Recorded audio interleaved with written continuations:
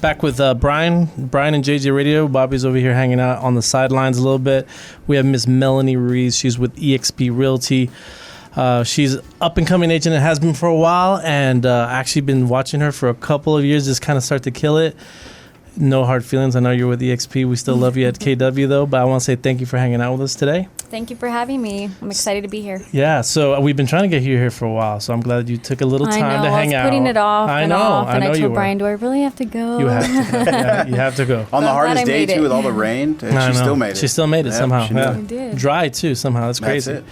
So let's talk about your journey. How did you get into this crazy game, and why did you get into this crazy game of real estate?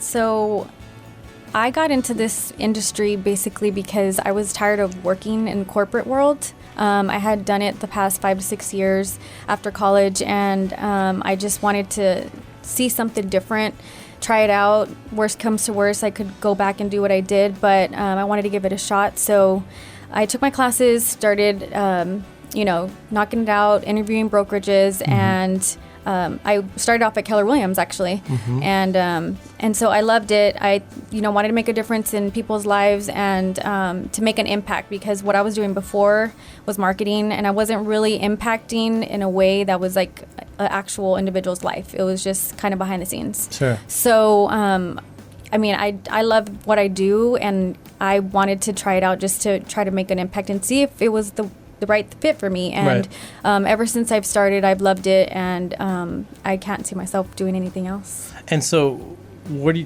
you I know you're really heavy into referrals. I know a lot of your businesses from other people saying how good you treated them for the most part. I know that's kind of your niche, which is awesome. So talk about it a little bit. How do you feel that you separate yourself from your competition in that regard? So I try to stay in front of my past clients as much as I can, whether it be their birthday or inviting them to an event that I host, even just calling and checking up on them on a daily basis or monthly basis, just to see how they're doing, if they need anything from me as far as contractors, or it doesn't have to be specifically asking for the business, but actually just trying to find out about them and how they're doing, and to show that I actually care about them. Sure. And they see that in return, and they see that as a value, because they'll call me and say, hey, you want to go to lunch? Right. Do you want to, they make it more of a personal basis. So I try to stay in front of them as much as I can, and just reach out to them, and obviously take care of them when I can for their birthdays or like a home anniversary. I'll send them a card, just wishing them with a little gift card, from Starbucks. Hey, happy home anniversary. It's been a year finally. Right. That went by fast. And they really appreciate that. Yeah. So they'll call me and give that response back. And I feel like they're more eager to send people because they know that I'm remembering them, and I'm not just like, okay, we sold a house and bye. It's not transactional. You never hear from, Yeah. Because Brian, we've been in the industry for a long time. That's a lot of agents are like that. Yeah, and I think one thing you always hear, and just I'm gonna toot your horn for you real quick, is that it comes. You hear agents basically throwing out that, I become friends with my clients. I become great friends with my clients. But you never really see the impact that they have on it. Like, they say that, but do they really?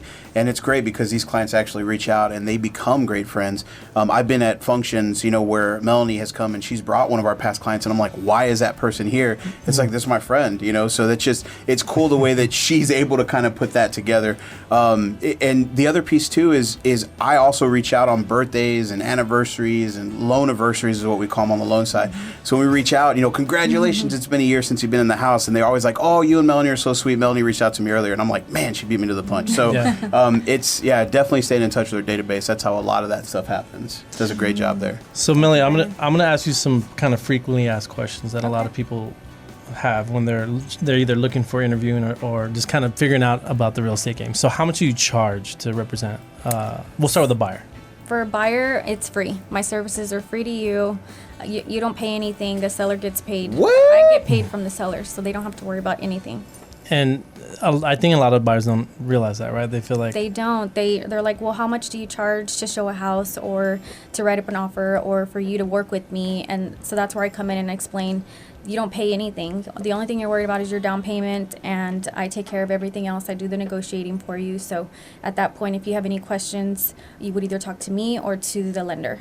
So walk me through being a new buyer with you. So what should I expect? What is the kind of the experience that you see, like, most of the time when you're working with buyers directly? I try to meet up with them face to face at first so they can know me and I can introduce myself and show them how I work and let them know, okay, the stages of what we're going to go through. I explain everything from the beginning to the end.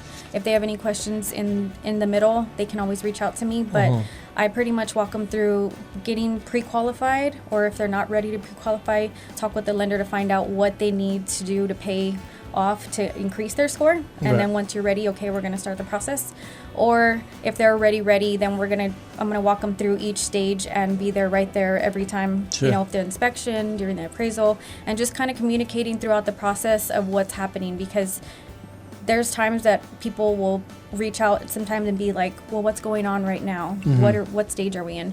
But having that communication and letting them know their expectations up front, it calls for, you know, them to feel at more ease so For they sure. don't 'Cause it's so have stressful. questions. Yeah. It's so and they're not stressful. like, well, what's going on? You know, are they getting the house? Is the inspection taking, you know? Did it And fall so it's apart? just- Did it burn down? Yeah, just communicating with them and making sure everything's lined up and we're on target to close when we need to close and all the deadlines are met. You say get pre-qualified. What is the credit score that a buyer would need to get that loan process So going? the minimum that most of the lenders I work with is a 580.